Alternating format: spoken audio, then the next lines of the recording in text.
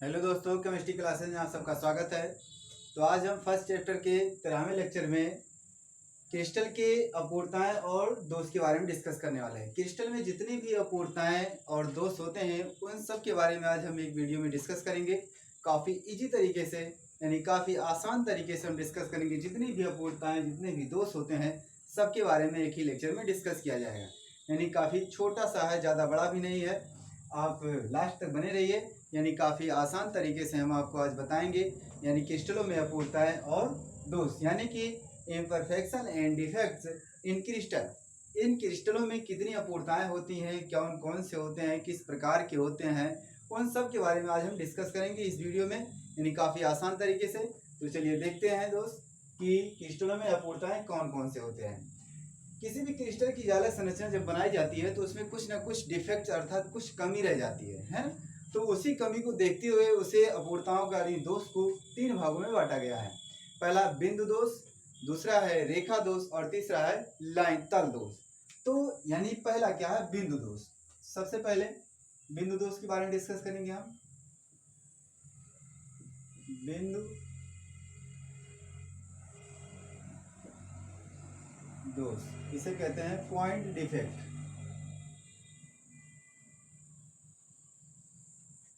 ये क्या होता है। दूसरा रेखा दोष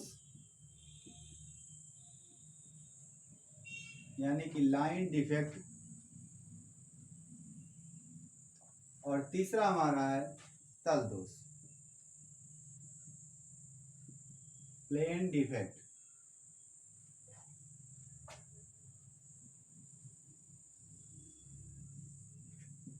प्लेन डिफेक्ट, इन तीनों के बारे में एक एक करके डिस्कस करते हैं। सबसे पहले लाइन यानी बिंदु दोष। बिंदु दोष क्या होता है, क्रिस्टल संरचना में परमाणु या आयन स्थलों में जालक स्थलों पर जो जालक दोष उत्पन्न होते हैं यानी कि उसे हम बिंदु दोष कहते हैं। यानी कहने का मतलब क्रिस्टल संरचना में परमाणु या आयन से है ना जालक स्थलों में जो दोष यानी कमियां जो आती हैं उसी को हम कहते हैं बिंदु दोष। यानी उस प्रकार के दोष को बिंदु दोष कहते हैं। ये किससे उत्पन्न होंगे, परमाणुओं या आयनों से। ध्यान में रखिएगा। यानी बिंदु दोष हमारा जो डिफेक्ट होता है उत्पाद यानी प्राप्त होता है पॉइंट डिफेक्ट, वह परमाणु या आयनों से होता है।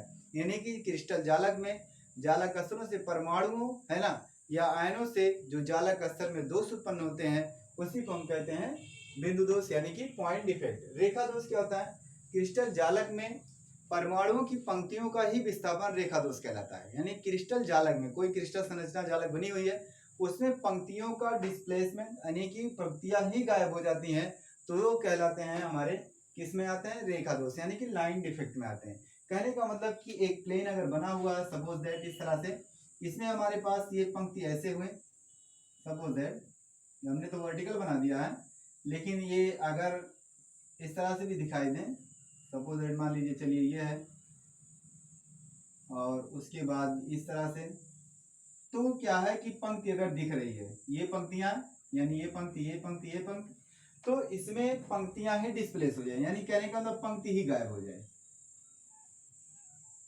तो क्या हुआ कि यहाँ एक पंक्ति थी हमारी जो पहले से, वो क्या होगी अब डिस्प्लेस होगी यानी हट गई वहां से, तो रिक्तिका उत्पन्न हो गया है ना। तो इस प्रकार के दोष को हम कहेंगे लाइन डिफेक्ट यानी कि रेखा दोष हो गया।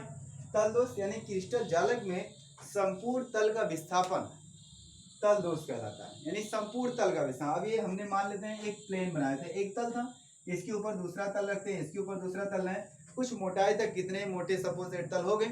अब इस बीच में से यानी एक तल को गायब किया। कहने का मतलब जैसे बैटरी आपने देखा तो बैटरियों में क्या होता है, प्लेटें लगी होती है ना। अब प्लेटें लगी होती हैं तो प्लेट सपोज एक दूसरे के समांतर में लगी हुई है। अब उसी में एक प्लेट को गायब कर दिया जाए यानी उसी बीच में से एक प्लेट डिस्प्लेस कर दिया जाए तो वहां जो डिफेक्ट दिखेगा यानी वहां जो कमियां दिखेगी उस तल को हम क्या कहते हैं, तल दोष है ना। यानी कि आपको ये नहीं सोचना है कि बैटरी में दोष आ गया है ना। या एग्जाम्पल के तौर पे हम समझा रहे हैं कि जैसे बैटरियों में क्या होता है, एक प्लेन जो हमारे होते हैं प्लेट वो लगे होते हैं समांतर में, उसमें से एक प्लेट को गायब कर दिया जाए तो वहाँ जो डिफेक्ट आता है वो कहलाएगा हमारा उसी प्रकार से क्या होता है, तल दोष। यानी कहने का मतलब क्रिस्टल जालक में यानी सपोज मान लीजिए वो बैटरी क्या है, क्रिस्टल जालक है, वो जो प्लेटें हैं वो हमारे क्या है, ये संपूर्ण तल है, उसके तल में से किसी एक तल का डिस्प्लेसमेंट है ना यानी कि प्लेट ही गायब हो जाए तो हमारा क्या कहलाता है, वो तल दोष अर्थात प्लेन डिफेक्ट। अभी हमारे तीन थे, मुख्य रूप से तीन है, लेकिन इसमें सबसे ज्यादा इंपॉर्टेंट हमारा जो होता है वो बिंदु दोष होता है। यानी कि क्रिस्टलों में जो अपूर्णताएं और दोष होते हैं उनमें से सबसे मुख्य दोष हमारा होता है बिंदु दोष। तो बिंदु दोष के बारे में डिस्कस करते हैं। चलिए, इसके अंदर कौन कौन से आएंगे, इतना समझ में आ गया आप लोगों को? ओके, ये तीन दोष थे। अगला हमारा जो मेन है वो बिंदु दोष। अब बिंदु दोष के अंदर कौन कौन से डिफेक्ट आते हैं उसके बारे में डिस्कस करेंगे हम। तो सबसे पहले बिंदु दोष यहाँ लिख देते हैं, यानी कि पॉइंट डिफेक्ट।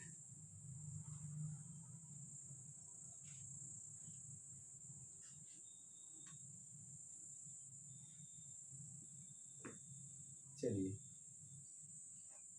अब बिंदु दोष में सबसे पहले ये बिंदु दोष हमारा दो भागों में बांटा गया है, स्टाइकोमेट्री दोष और नॉन स्टाइकोमेट्री दोष। यानी कि इसमें बिंदु दोष मुख्य दो वर्गों में बांटा गया है, स्टाइकोमेट्री दोष और नॉन स्टाइकोमेट्री दोष।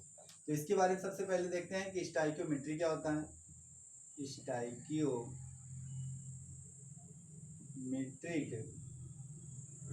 दोष यानी स्टाइकोमेट्रिक डिफेक्ट, दूसरा हमारा है नॉन स्टाइकोमेट्रिक दोष।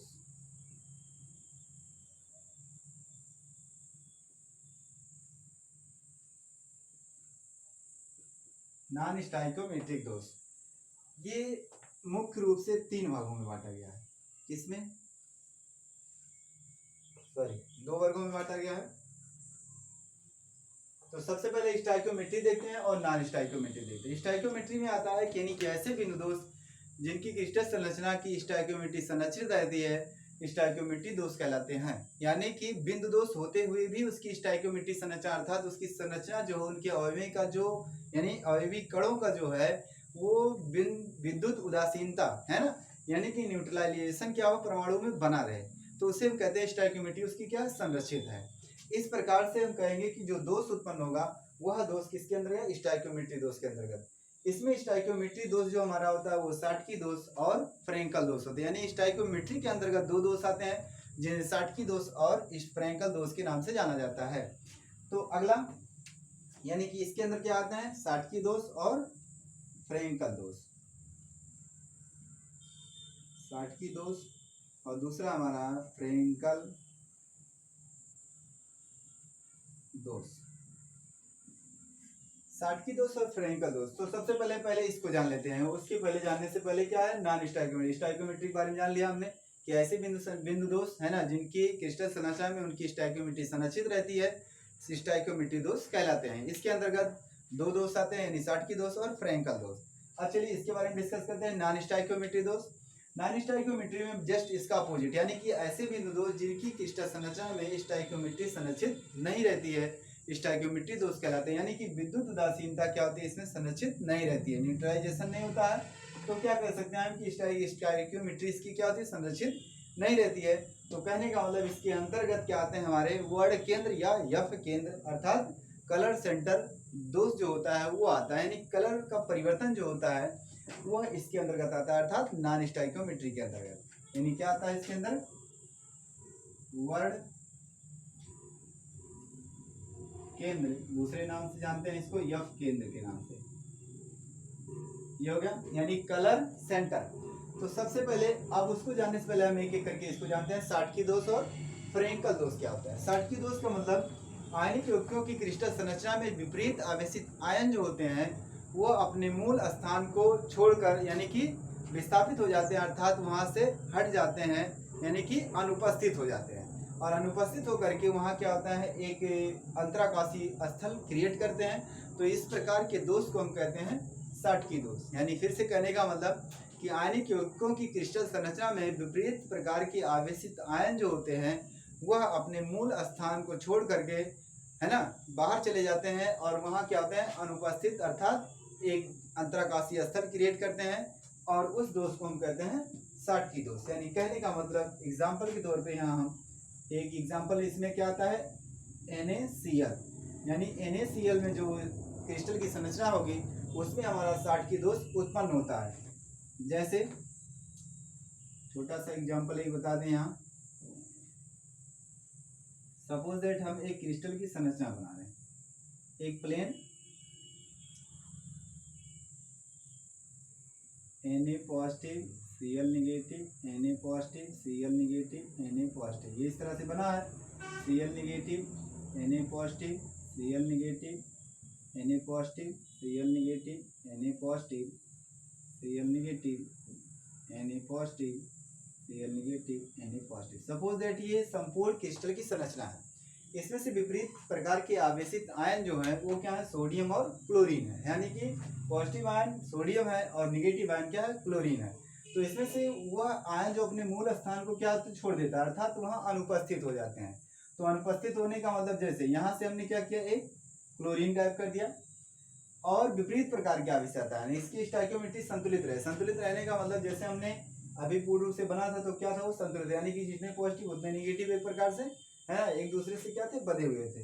लेकिन अब क्या करें, निगेटिव को हटाया हमने तो अगला क्या हटाएंगे, पॉजिटिव। क्योंकि थ्योरी में कहा है कि क्रिस्टल यौगिक की यानी कि आयनिक यौगिकों की क्रिस्टल संरचना में विपरीत प्रकार के आवेशित आयन क्या होते हैं, अनुपस्थित हो जाते हैं। तो अनुपस्थित हो जाए यानी क्लोरीन गायब हुआ तो अगला क्या होगा, सोडियम। अब चाहे जो सोडियम यानी चाहे इसको कर दीजिए, चाहे इसको करिए, चाहे इसको, कहीं का सोडियम गायब कर दीजिए। अब इसमें क्या दिख रहा है, कुछ कमी दिख रही है ना, देखने पे ही लग रहा है, आपको समझना है, ये कुछ बताने की जरूरत नहीं है, इसमें देख करके देख लीजिए कि कुछ कमी दिख रही है। अब रिक्तिका स्थान हो गया।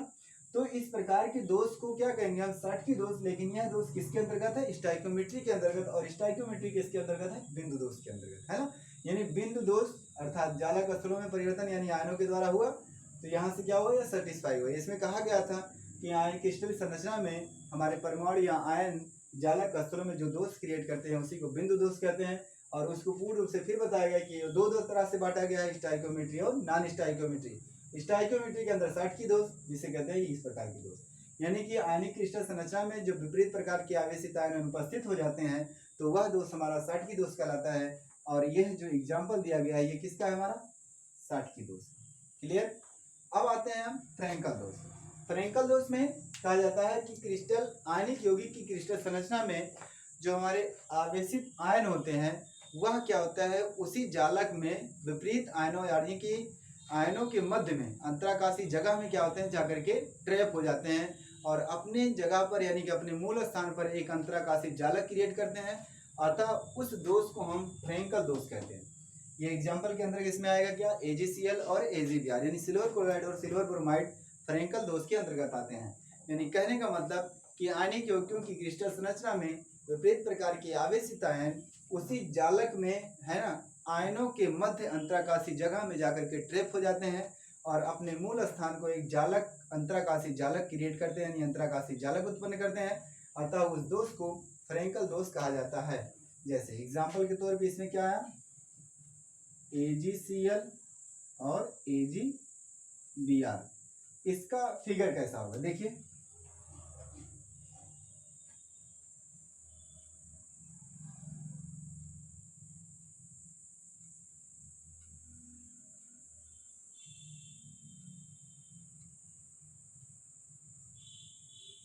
सपोज दैट ये फिगर हम बना रहे हैं, Ag positive Cl negative, Ag positive Cl negative, Ag positive Cl negative, Ag positive Cl negative, Ag positive Cl negative. इस तरह से हम क्या कर रहे हैं, एक संरचना क्रिएट कर रहे हैं। सपोज दैट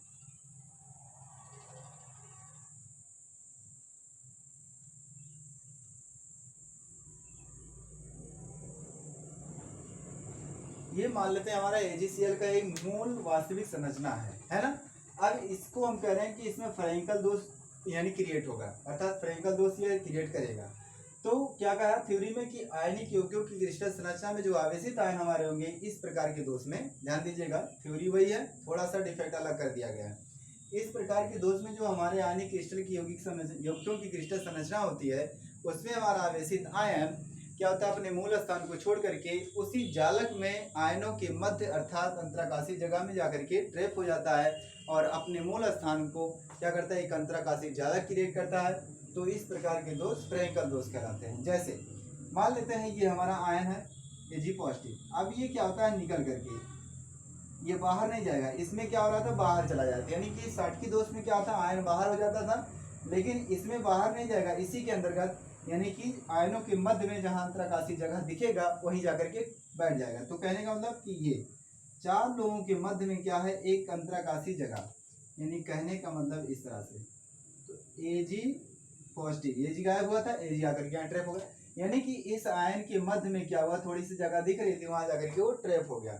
अब मान लेते हैं कि यहाँ से हम कोई दूसरा आयन गायब करें, सपोज दैट यहाँ से क्लोरीन गायब कर देते हैं अगर, चलिए क्लोरीन गायब कर दिए। अब क्लोरीन जब गायब किए तो इसके ऐसा देखिए कि आयनों के मध्य में कुछ अंतराकाशीय जगह, ये नहीं सोचना आपको कि ये आयन उठा लीजिए यहाँ दिखा, नहीं, ये तो खाली जगह इसके लिए था। 4 आयन हो उसके बाद भी उसमें क्या हो, कुछ जगह ऐसे बचे जहां जाकर के हमारा आयन दूसरा ट्रैप हो जाए अर्थात बैठ जाए, उस जगह को देखना है हमें। तो यहाँ देखिए, यहाँ तो 3 ही आयन है, यहाँ भी 3 ही आयन, यहाँ है 4, यहाँ है, यहाँ है, आप इन दोनों में से कहीं भी बैठा सकते हैं, है ना। चलिए यहाँ बैठा लेते हैं या यहाँ बैठा देते हैं, कहीं भी बैठाइए वो आपके ऊपर है, यहीं हम बैठा देते हैं। क्या हुआ, Cl निगेटिव, इस तरह से ट्रैप हो गया। यानी कि अब इसमें जो कमी दिख रही है, कमी क्या दिख रही है कि यहाँ नहीं है, बीच में दूसरी जगह से आयन आ गया, यानी कि कुछ अपवाद दिख रहा है, कुछ गड़बड़ दिख रहा है। इसलिए इस प्रकार के दोष को हम क्या कहेंगे, फ्रैंकल दोष। क्लियर हो गया, यानी कि फ्रैंकल दोष और साटकी दोष, अर्थात यह जो एग्जाम्पल है वो हमारा किसका, फ्रैंकल दोष का। क्लियर हुआ। अब आते हैं नॉन स्टाइकोमेट्री यानी वर्ग केंद्र। अब हमारा क्या होता है, आयनिक यौगिकों की क्रिस्टल संरचना में जब उस संरचना पर पराबैंगनी किरणों को बमबारी किया जाता है, यानी पराबैंगनी किरणें डाली जाती है, तो उसमें से ऋणावेशित आयन हमारा अपना इलेक्ट्रॉन त्याग करके अपने आप को न्यूट्रलाइजेशन होकर के गायब हो जाता है उस स्थल से, और अपनी जगह पे उस इलेक्ट्रॉन को ट्रैप कर देता है। तो इस प्रकार से क्या होता है, उस जालक में कलर परिवर्तन आता है ना, और उस सेंटर को कहते हैं यफ केंद्र या वर्ण केंद्र कहते हैं, और उसी दोष को हम कहते हैं वर्ण केंद्र दोष या नॉन स्टाइकोमेट्री दोष।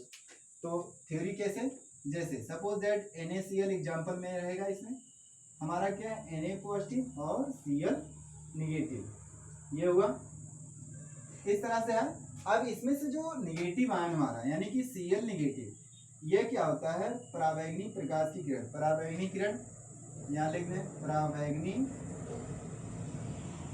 किरण यानी Hν लिख दें। तो क्या होता है, Cl क्या हुआ, अपना इलेक्ट्रॉन निकाला और एक इलेक्ट्रॉन इधर दिखा, ये अपने आप को न्यूट्रल किया। अब न्यूट्रल जब हो गया तो न्यूट्रल होने के बाद इसके जालक में, जालक मतलब इस तरह से बनेगा इसका भी जालक, चलिए यहाँ हम छोटा सा बना देते हैं।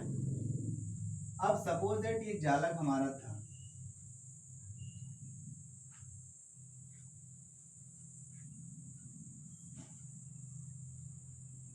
Na positive Cl negative, Na positive Cl negative, Na positive Cl negative, Na positive Cl negative, Na positive Cl negative, Na positive Cl negative, Na positive Cl negative, Na positive. इस तरह से मान लेते हैं एक संरचना हमारी मूल संरचना बन गई। अब मूल संरचना में जब हम क्या कह रहे हैं कि इसके ऊपर Hν यानी कि प्रकाश की किरण को बमबारी कराए, पराबैंगनी किरण को, तो इसमें से जो इलेक्ट्रॉन है अर्थात ऋणावेशित जो आयन हमारा, वो इलेक्ट्रॉन लिया हुआ है। अब इलेक्ट्रॉन को वो डोनेट कर देता है, डोनेट करने के कारण अपना क्या न्यूट्रल होकर के गायब हो जाता है, यानी बाहर निकल जाता है और अपनी जगह पे क्या इलेक्ट्रॉन छोड़ जाता है। क्यों, क्योंकि उस संरचना में जो उसका है यानी कि स्थिर वैद्युतिकी जो कूलामी बल है वो बना रहे, है ना, इस कारण इलेक्ट्रॉन छोड़ता है। जैसे यहाँ अब यहाँ दिख रहा है, ये प्रक्रिया इस तरह से होगी, हमने यहाँ तीर दिखाया, महसूस करना कि इसके अंदर प्रक्रिया अब इसके साथ होगी, इस तरह से जैसे यहाँ दिख रहा है। तो सपोज दैट क्लोरीन आयन यहाँ है, यहाँ भी है, यहाँ भी है, यहाँ भी है, कहीं भी जहाँ भी है आप किसी एक को निकाल दीजिए। सपोज दैट एक क्लोरीन कर रहा है, तो इस क्लोरीन को हम क्या किए, गायब किए, और ये क्या किया, उनका बाहर निकला और अपना इलेक्ट्रॉन जो हमारा ये है वो इलेक्ट्रॉन यहाँ क्या किया, छोड़ गया, हो गया, स्थिर वैद्युतिक बल बना है ताकि इसमें डिफेक्ट ना हो कुछ, है ना। अब इसमें भी कुछ कमी दिख रही है, क्या दिख रही है कि आयन है हमारा जो परमाणु था वो गायब हो गया। तो इसके कारण इस आयनिक संरचना में क्या होता है, उसका रंग बदल जाता है। सबसे पहले जो मूल वास्तविक संरचना इसका रंग था वो कुछ और था, लेकिन जब ये प्रक्रिया हुई तो इसका कलर चेंज हो गया। इसलिए इसको हम कहते हैं वर्ण केंद्र या कलर सेंटर भी कहा जाता है इंग्लिश में, और दूसरा नाम यफ केंद्र भी कहते हैं, क्योंकि इसके सेंटर में या कहीं भी इलेक्ट्रॉन बैठ जाता है और वो गायब हो जाता है। तो इस प्रकार के दोष हमारे क्या, वर्ण केंद्र दोष या यफ केंद्र दोष, इसके अंतर्गत कहाँ आता है, नॉन स्टाइकोमेट्री के अंतर्गत आता है। तो ये क्लियर हुआ आप, यानी कि आप लोगों को इतना ही दोष इस क्रिस्टल में है आपके टॉपिक में, यानी कि आपके सिलेबस में, इससे ज़्यादा डिफेक्ट नहीं है। जो भी आएगा बोर्ड में आपका सबसे मेन ज़्यादा इंपॉर्टेंट क्या होता है, शाटकी दोष और फ्रेंकल दोष, है ना। लेकिन आप विस्तार से इसको ध्यान में रखिएगा कैसे कैसे हमने बताया। मुख्य रूप से 3 दोष होते हैं, बिंदु दोष और रेखा दोष और तल दोष, यानी कि पॉइंट डिफेक्ट, लाइन डिफेक्ट और प्लेन डिफेक्ट, इस तरह से होते हैं। उसके बाद मुख्य रूप से हमारा बिंदु दोष होता है। बिंदु दोष के अंतर्गत क्या होते हैं, स्टाइकोमेट्री दोष और नॉन स्टाइकोमेट्री दोष। स्टाइकोमेट्री दोष के अंतर्गत क्या आते हैं, शाटकी दोष और फ्रेंकल दोष आते हैं।